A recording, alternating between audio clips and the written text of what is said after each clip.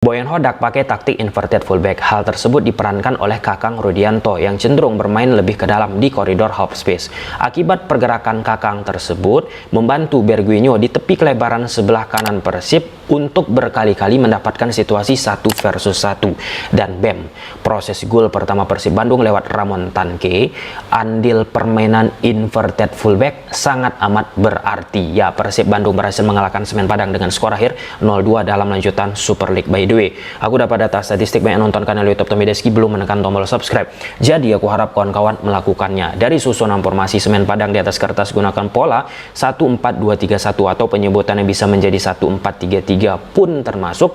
Persib gunakan format yang sama. Saat tanpa bola Semen Padang akan gunakan struktur 4-4-1-1 atau 4-4-2. Mereka lebih banyak menunggu di daerah permainan sendiri. Dari sisi Persib Bandung, saat mereka melakukan penyerangan memunculkan yang namanya dinamika. Kita fokus menyoroti nomor punggung 5 Persib Bandung bernama Kakang Rudianto. Yes, Kakang fullback kanan Persib banyak beredar di koridor half space. Pergerakannya lebih ke dalam. Oke, lalu yang menjaga tepi kelebaran sebelah kanan dari Persib Bandung adalah sosok Bergwinho. Selain itu kita pun perlu mention Klok sebagai holding akhirnya sering membantu Julio Cesar Barba dalam artikulasi untuk memprogresikan bola, dan di beberapa momen bahkan Klok sejajar dengan duo center back dari Persib tersebut. Nah, dengan Kakang bermain sebagai inverted fullback, Persib di area sebelah kanan memunculkan situasi overload. Bergwinho Kakang menghadapi fullback sebelah kiri dari Semen Padang bernama Ade. Di sini Julio Cesar mengarahkan bola ke sisi Bergwinho. Nah, disinilah Persib Bandung mencoba mengisolasi Bergwinho lewat 1 versus 1. Kita tahu betapa istimewanya jika Bergwinho dihadapkan dengan kondisi tersebut.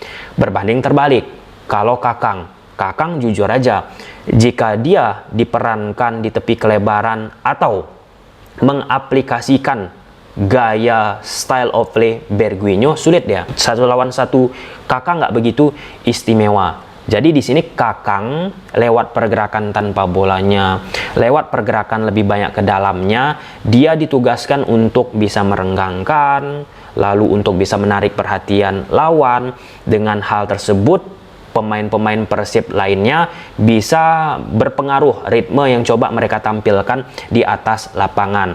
Oke, selain itu di area sebelah kiri Persib pun dinamismenya muncul di saat bola diarahkan ke sisi Beckham Putra Nugraha. Di sini Persib coba memanfaatkan ruang sisi yang terbuka. Ruang sisi itu antara center back nomor punggung 24 Enzelo dengan fullback kanan Semen Padang bernama Ravi, dan Eliano juga berperan sesekali sebagai inverted fullback memanfaatkan ruang yang muncul itu. Hal itu juga terjadi di sektor sebelah kanan. Bergwinho mengikat Ade, fullback kiri, terjadilah 1 versus 1. Kakang Rudianto coba memanfaatkan ruang sisi antara fullback kiri Semen Padang Ade dan Gufron. Nah, ini proses bagaimana dinamisme penyerangan yang dilakukan Persib Bandung. Klok kita lihat membantu duo center back dari Persib Bandung, ada Barba serta Julio Cesar.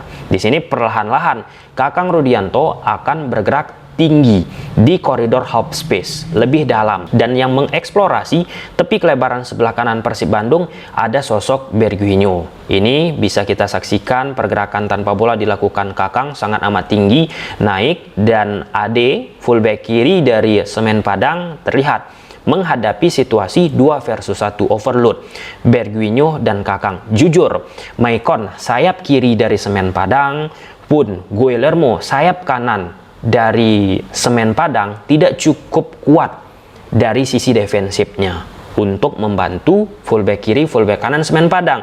Hal tersebutlah membantu bagi Persib Bandung pun ketika mereka memanfaatkan flank kanan, flank kiri, dan terkhusus permainan inverted fullback tadi. Ade fullback kiri dipaksa memangnya untuk bisa bekerja keras.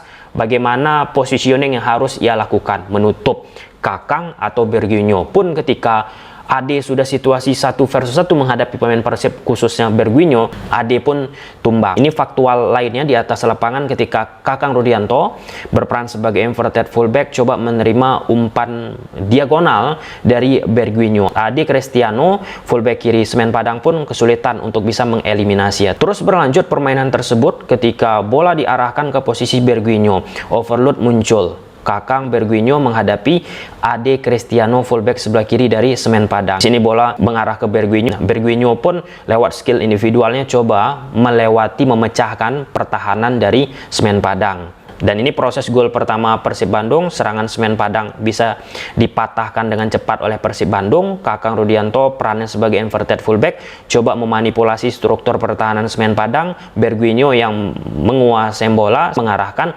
ke posisi Ramon Tanque. Ramon Tanque yang disupport oleh Kakang tadi berhasil mendapatkan bola dengan sangat amat nyaman. Ini berlaku di sektor sebelah kiri, tetapi tidak secara radikal terjadi karena pada dasarnya Beckham pun kadang lebih bermain dia ke dalam, Eliano di kiri, atau sebaliknya tadi, Eliano lebih ke dalam, Beckham ke kiri. Ini beberapa case ketika Beckham menarik fullback kanan Semen Padang ke dirinya dan Eliano mencoba mengekspos ruang sisi antara center back tengah Semen Padang dengan fullback sebelah kiri. Dan ini pun muncul lagi pertahanan Semen Padang bisa dibongkar Persib Bandung lewat permainan inverted. Tujuan dari Persib Bandung memang jelas ya. Tanpa bola Semen Padang ini dipaksa untuk bisa merenggang. Ketika sudah tercipta kerenggangan, pemain-pemain Persib yang lain melakukan pergerakan tanpa bola mengisi rongga-rongga yang kecil. Di situ Beckham, Berguinho dan lain sebagainya mengarahkan passing kepada pemain-pemain Persib yang melakukan pergerakan tanpa bola. Lalu untuk proses gol kedua Persib Bandung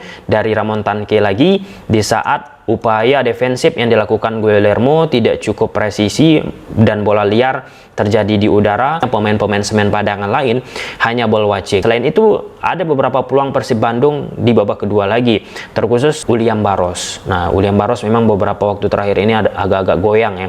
Momentum dia sudah berhadapan dengan penjaga gawang dari Semen Padang nggak bisa dimaksimalkan secara prima. Jadi kesimpulannya kawan-kawan, ya aku suka betul di laga ini bagaimana dinamisme yang dihadirkan Kakang Rudianto. Kita tahu Kakang mungkin nggak cukup eksplosif jika dipaksakan melakukan penetrasi, akselerasi. Akhirnya diberikanlah tupoksi tersebut kepada sosok Berguinho. Kakang lebih banyak tugasnya selain inverted tujuannya memadatkan, menciptakan lebih banyak di sektor tengah, yaitu memanipulasi, men-trigger pemain-pemain dari pertahanan lawan agar ke dirinya, dan efeknya Berguinho dan rekan-rekan lainnya lebih banyak mendapatkan opsi untuk menerima passing. Dari sisi Semen Padang ya nggak ada sesuatu yang istimewa sebenarnya mereka tampilkan di laga ini. Mereka lebih banyak menunggu, lalu tidak banyak counter mereka